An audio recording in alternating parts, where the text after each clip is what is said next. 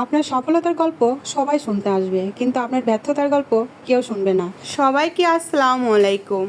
আমার ইচ্ছা ছিল ফেসবুক থেকে সবাই যেমন হাত ভর্তি করে টাকা তোলে আমিও তুলবো। আলহামদুলিল্লাহ, আমার সেই স্বপ্নটা কিন্তু পূর্ণ হয়ে গেছে। নারী বলেন আর পুরুষ বলেন, যে কোনো মানুষের সফলতার পিছনে কিন্তু একজনের অনুপ্রেরণা থাকে। তেমন আমার ভালোবাসা মানুষটার অনুপ্রেরণা না পেলে হয়তো আমি এতদূর জীবনেও আসতে পারতাম না। আমার এই সফলতা দেখে কিছু মানুষ তো জেলাস করবেই, তারা তো আর কোনোদিন উপরে উঠতে পারবে না, শুধু পারবে মানুষকে নিয়ে কুটো কথা বলতে আর মানুষকে নিয়ে ঠাট্টা করতে। একটা কথা কি জানেন, আপনি যদি ঘরে 7 দিন না খেয়েও থাকেন, কেউ কিন্তু আপনাকে একবারেও জিজ্ঞাসা করবে না তুমি কি খাইছো। এই ও ফেসবুকে কাজ করে, চেহারা দেখাচ্ছে, এটা করতেছে সেটা করতেছে, কিন্তু আপনি যখন ভালো থাকবেন তখন দেখবেন আপনাকে নিয়ে ঘুষুর ঘুষুর ফুসুর ফুসুর শুরু হয়ে যাবে। কিন্তু তাদের কি করে বোঝায়, একটা ফেসবুক চালাতেও কিন্তু কম খাটনি নেই। আমি এখানে 2টা বছর ধরে লেগে আসি তো আলহামদুলিল্লাহ আমি এখান থেকে সফলতা পেলাম। তবে সব আপনাদের ভালোবাসায়, আপনারা যদি পাশে না থাকতেন তবে এটা কখনোই হতো না। তবে ফেসবুক থেকে আমি যে টাকা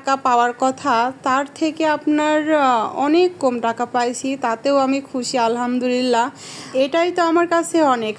আপনাদের বলে বোঝাতে পারবো না যে আমি এই ফেসবুক থেকে টাকা তুলে আমার কতটুকু আনন্দ আর কতটুকু আমি খুশি। মানে টাকাটাই বড় কথা না, বড় কথা যে আমি 2টা বছর ফেসবুকে আমি লেগেছিলাম, অবশেষে ফেসবুক থেকে আমিও হাত ভর্তি করে টাকা তুললাম, এটাই সব থেকে বড় কথা। যাই হোক, তো আমি এখানে যে টাকা পাইছি আমার এই সবগুলো টাকা আসলে লাগবে না। আমি আসলে ফেসবুক থেকে টাকা তুলে আমি আমার অ্যাকাউন্টে রেখে দিলাম, কারণ এতগুলো টাকা আমার এখন লাগবে না। আর টাকা আমি সেই দিনই আর সবগুলো টাকা তুলবো যেদিন আমার ভালোবাসা মানুষটা দেশে আসবে, তার সাথে করে তুলবো। বিশ্বাস করেন, টাকাগুলো যে কয় টাকাই হোক, টাকাগুলো পেয়ে আমার মানে আমি বলে বোঝাতে পারতেছিলাম না যে আমি এখানে কত খুশি ছিলাম। আমি যখন এই পেজটা খুলছিলাম তখনও ভিডিও করতাম, অনেকেই অনেক কিছু বলতো, হ্যাঁ অনেকেই অনেক কিছু বলে ঠাট্টা করতো, অনেক মজা করতো। তো তাদের উদ্দেশ্য করে বলি যে মানুষকে ছোট করে কিংবা ছোট করে কথা কখনোই বলবেন না, ঠিক আছে? আল্লাহ কখন কাকে কোথায় নিয়ে যায়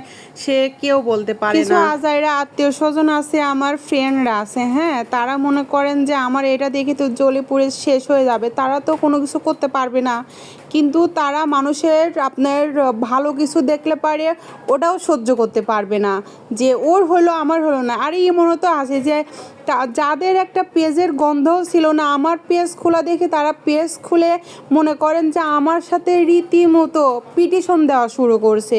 তো তাদের উদ্দেশ্য করে বলতেছি, অহংকার পতনের মূল, ঠিক আছে? যে অহংকার নিয়ে কথা বলে না, বড় বড় কথা বলে, তারা যেখানে সেখানেই আছে, কিন্তু আমি সুমি অনেক দূরে ইনশাল্লাহ এগিয়ে গেছি, আরও এগিয়ে যাব। সবাই ভালো থাকবেন, আল্লাহ হাফেজ।